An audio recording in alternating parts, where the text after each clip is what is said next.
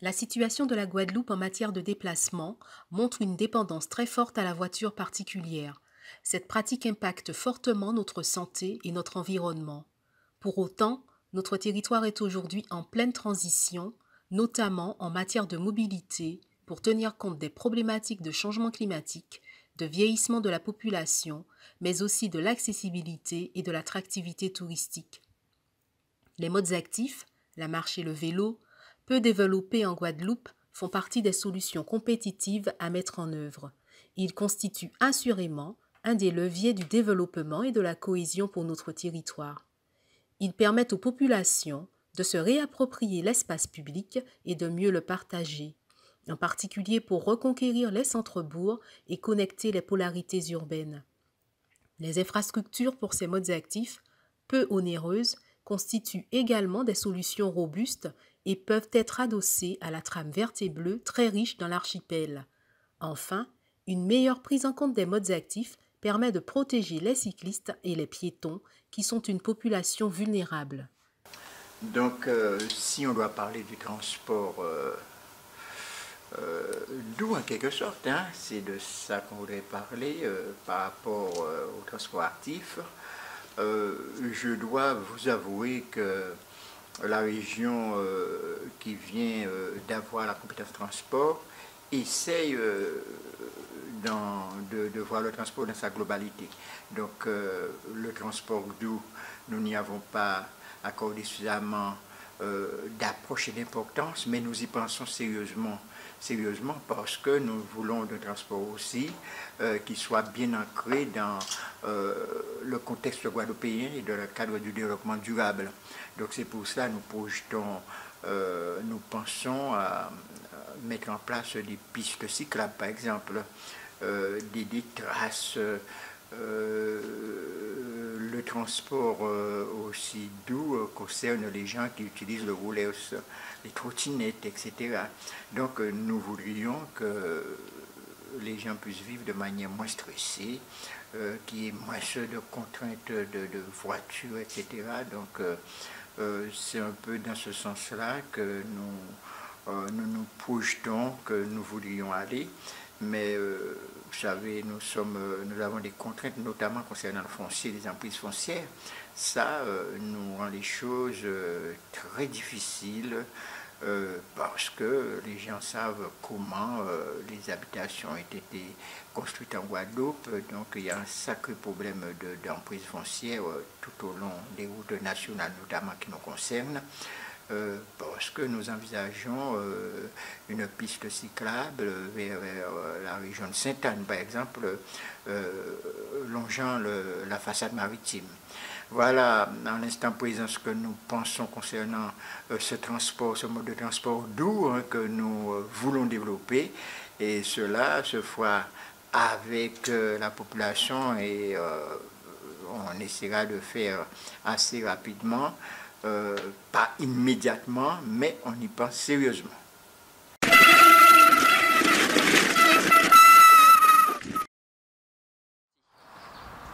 Développer le vélo et la marche, le gouvernement a lancé son plan vélo et modes actifs pour ça le 14 septembre dernier. La nouveauté de ce plan, la nouveauté principale de ce plan, c'est qu'il dote de moyens financiers. Il y a 4 volets dans ce plan, un volet sécurisation, et c'est là que sont concentrés les moyens financiers, sécurisation de la pratique du vélo et de la marche, et un deuxième axe pour mémoire qui est celui de la sûreté pour lutter contre le vol des vélos, le troisième axe étant celui des incitations économiques et donc l'appui avec les entreprises pour favoriser l'usage du vélo, et le quatrième axe qui est important, c'est savoir rouler, c'est l'objectif qui est fixé pour l'ensemble des enfants, de savoir rouler à l'entrée au collège, de façon à pouvoir accéder au collège de manière autonome. Mais pour ça, il faut des axes sécurisés et continus, et c'est l'objet donc de ce premier axe avec le lancement d'un fonds vélo, fonds vélo et modes actifs doté de 350 millions d'euros qui sont mis en place par l'Agence de financement des infrastructures, la FIT. Et ces 350 millions pour 7 ans, mobilisés dès 2019 à hauteur au moins de 50 millions pour l'année prochaine. sous la forme d'un appel à projet qui va être lancé par le ministère des Transports en toute fin de cette année. Cet appel à projet financera entre 20 et 40% de projets destinés à combler des discontinuités des itinéraires. L'objectif est que petit à petit des schémas continuent. Vous imaginez pas qu'une route s'arrête brutalement au milieu de nulle part et qu'elle reprenne de l'autre côté de la rivière sans qu'il y ait un pont entre les deux. C'est la même chose pour les modes actifs, les piétons et les cyclistes. Quand ils commencent à circuler sur un aménagement, il ne faut pas que celui-ci soit interrompu. Il peut changer de nature, il peut être modifié, mais il faut de la continuité. Donc l'objectif, c'est d'avoir à la fois des schémas, piétons et cyclistes, et puis c'est à partir de ces schémas financer des infrastructures qui permettent d'en assurer la continuité.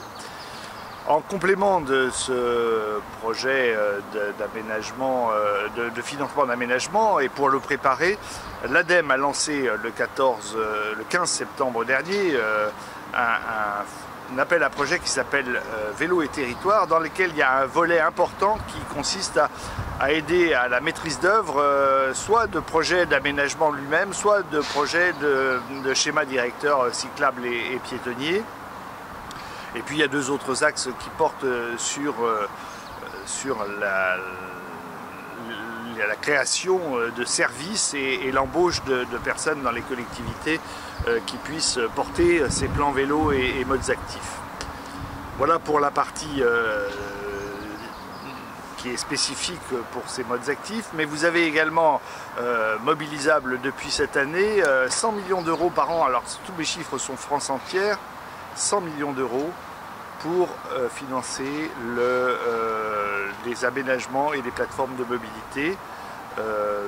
Cette décile, elle est à la main du préfet, elle obéit à une logique de guichet et elle peut financer soit des infrastructures, soit des services, soit du stationnement.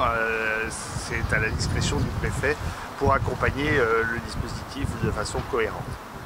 Donc, dans le cadre du plan vélo lancé par le ministère, l'ADEME a été chargée de lancer un appel à projet Vélo et Territoire pour accompagner les collectivités non seulement à établir des schémas directeurs vélo pour développer les infrastructures cyclables sur les territoires de façon concertée et intelligente, et également une partie de développement de services vélo, donc ça peut être des ateliers de réparation des vélos par exemple, ou des vélos en libre service. Un troisième volet concerne le recrutement d'ingénieurs sur le plan territorial pour accompagner vraiment la mise en place de ce plan vélo et faire en sorte que les collectivités mobilisent au mieux le fonds vélo qui sera disponible par la suite.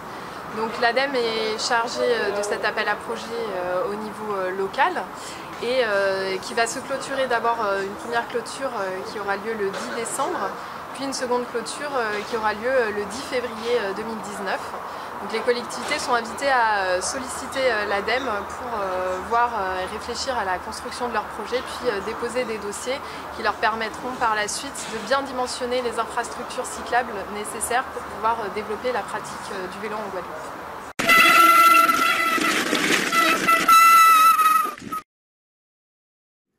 L'Observatoire régional des transports se mobilise pour le développement de la marche et du vélo en Guadeloupe et incite les collectivités à coordonner et animer une politique en faveur des modes actifs de déplacement sur leur territoire. Fort de l'expertise du CEREMA, l'ORT accompagne les collectivités dans leur démarche de mobilité durable en mettant en réseau les acteurs, dont les associations de vélo, et en permettant le partage des bonnes pratiques. L'ORT est un outil sur lequel les collectivités peuvent s'appuyer. Le séminaire sur les modes actifs de novembre constitue le point de départ d'une mise en réseau des partenaires et vise à susciter l'émulation. Ce séminaire a vocation à s'inscrire dans le calendrier annuel pour valoriser les initiatives et expérimentations locales.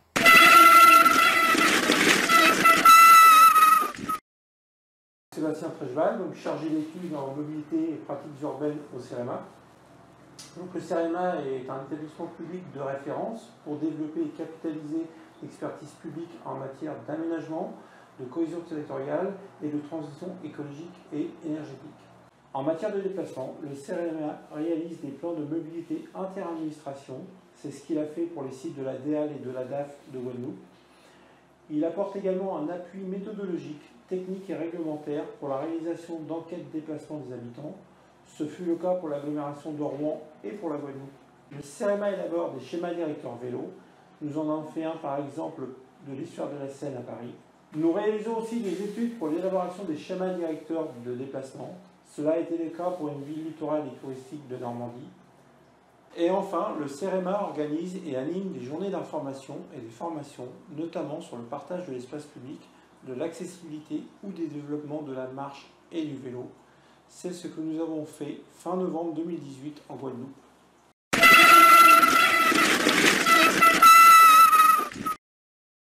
À la Désirade, nous avons déjà mis en place la possibilité de louer des voitures électriques, mais nous arrivons très rapidement vers la location de vélos, des vélos tout court et puis des vélos électriques pour les personnes qui ont un petit peu plus de difficultés au niveau des pentes qui sont assez raides à la Désirade.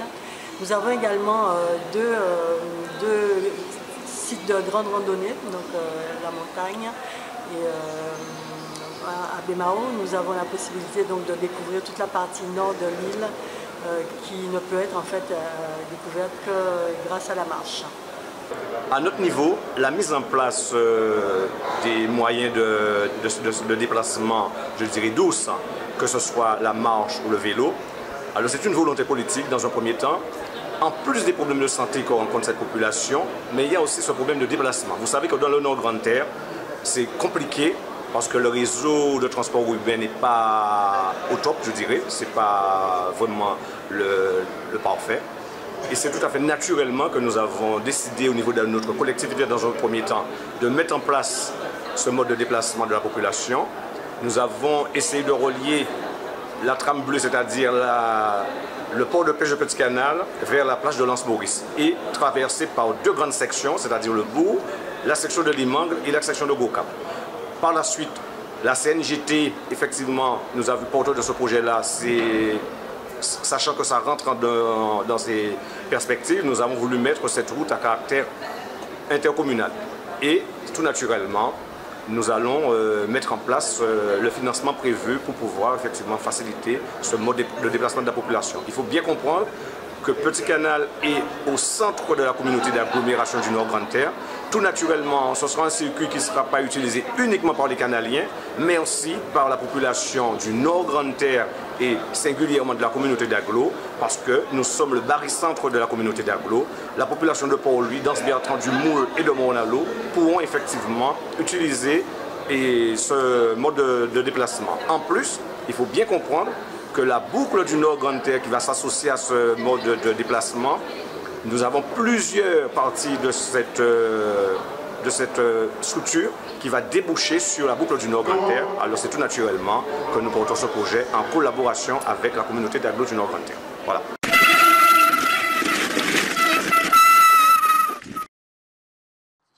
Alors, pour vous répondre tout simplement, je suis un militant associatif. Je pense que les associations ont un véritable pouvoir et malheureusement, nous ne l'utilisons pas assez. Et donc, mon militantisme serait que toutes les associations sportives ou non, mais qui utilisent le vélo, se regroupent pour pouvoir justement permettre à ce que l'utilisation du vélo se développe. Et c'est mon cheval de bataille en ce moment.